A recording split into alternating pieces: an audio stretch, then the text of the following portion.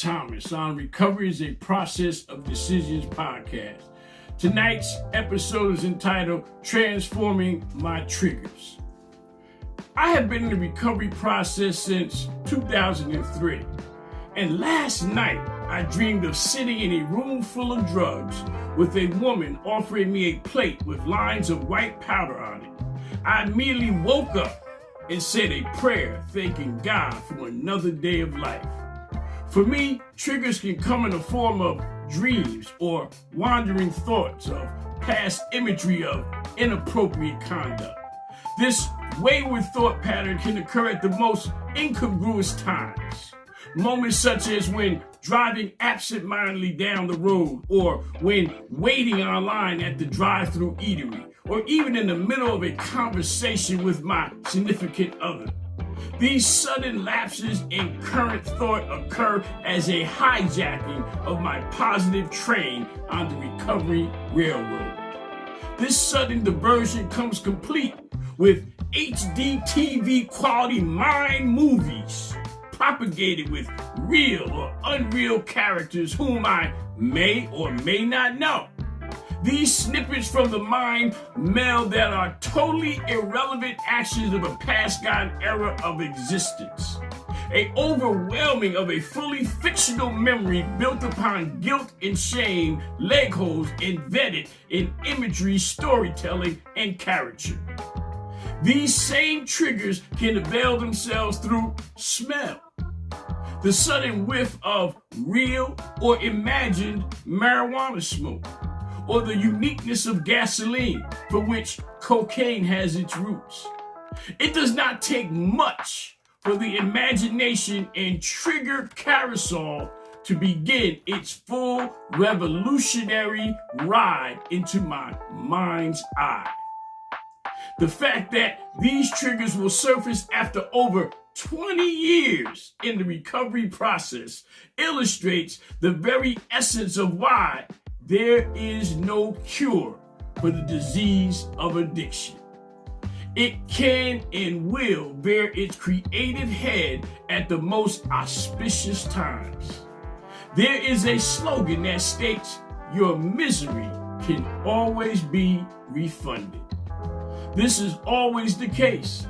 Even sleep can't deter this vicious cycle of imaginary pictograph coupled with guilt and shame.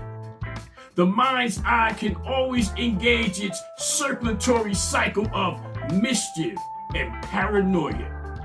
These triggers poise themselves as dream catchers and can prove to be disrupting elements of peace in a life rooted in recovery. These triggers can only be extinguished by the release of prayer, and then a fervent cry to the God of my understanding, and then a hurried, urgent recall of all the pain caused by those bad past decisions. A momentary, complete rewinding of the clock of my past. A rewinding of the clock to include all the misery and pain caused by those horrible past bad decisions. I burn through the images of triggers with no highlight reel of good times, but rather a bright imagery of jails, institutions, and moments of escaped premature death. I replace those images of enticing triggers with real pictures of pain and misery. Real life imaginary of blood, sweat, and tears. I push back against those triggers of enticement with motion pictures of misery. These images, wrapped up in a bundle of near-death experiences, help deliver me from the memory of past bad drug dreams. No pleasant sentiments of pleasure, but rather a widescreen pictorial of sadness and despair. Images of wandering homeless and being sick and tired of being sick and tired. I turn my triggers into memories for recovery.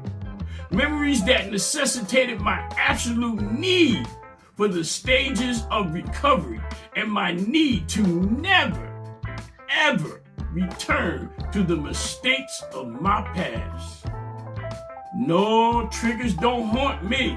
They remind me of all I went through to get to where I am today.